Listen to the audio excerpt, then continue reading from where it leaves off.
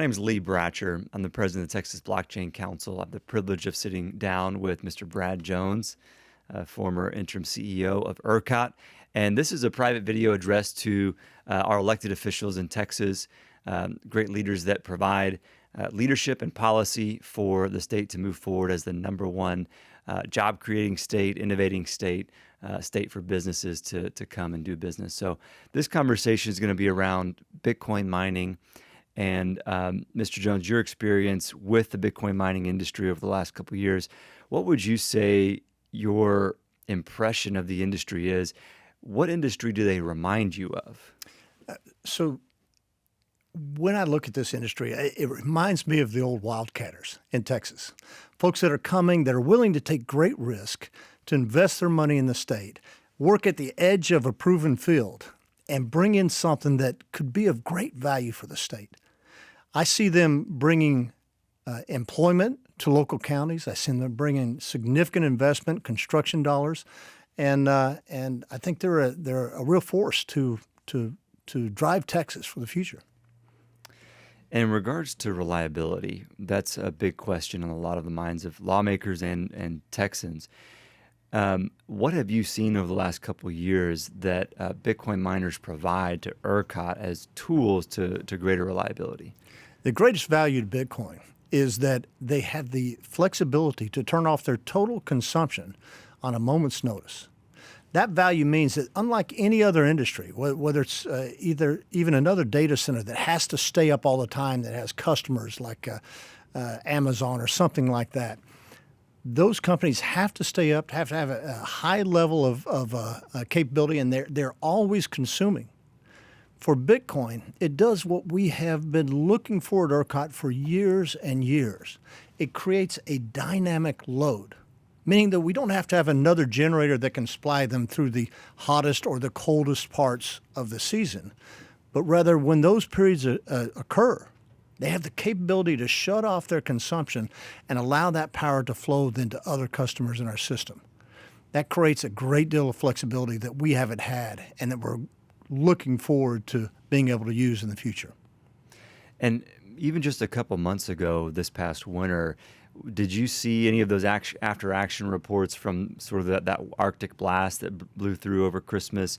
How did the miners respond then, and what was their performance like? Just as we would have expected. Miners came off very quickly, almost instantaneously, responded to the need for other customers to receive that power in a way that really supported ERCOT in a credible fashion.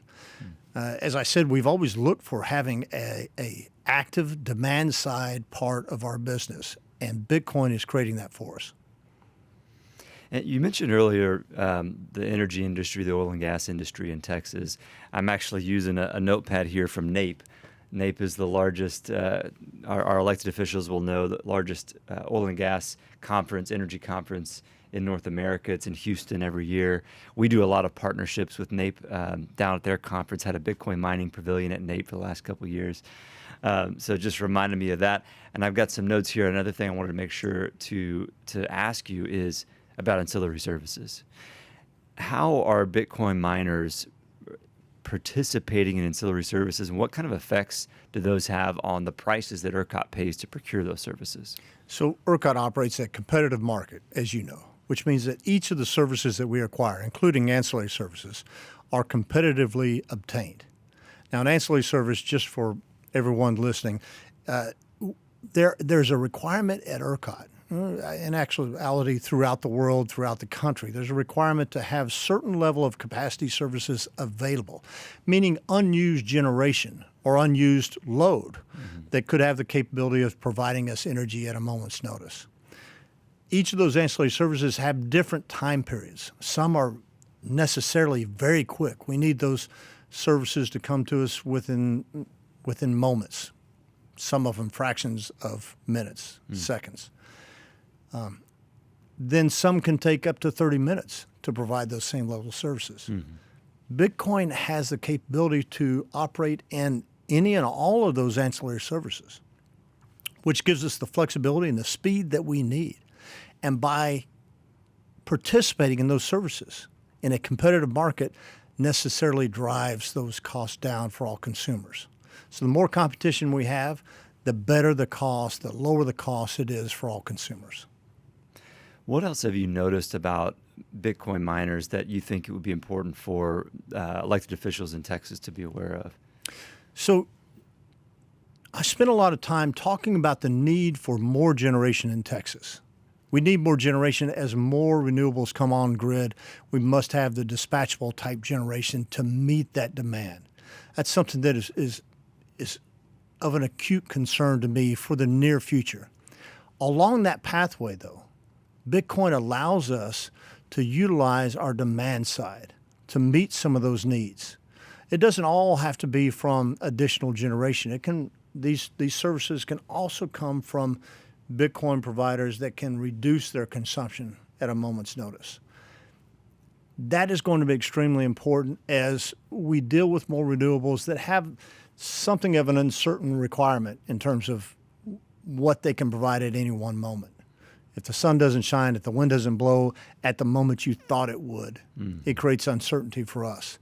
That uncertainty can be resolved through dispatchable services, which includes Bitcoin.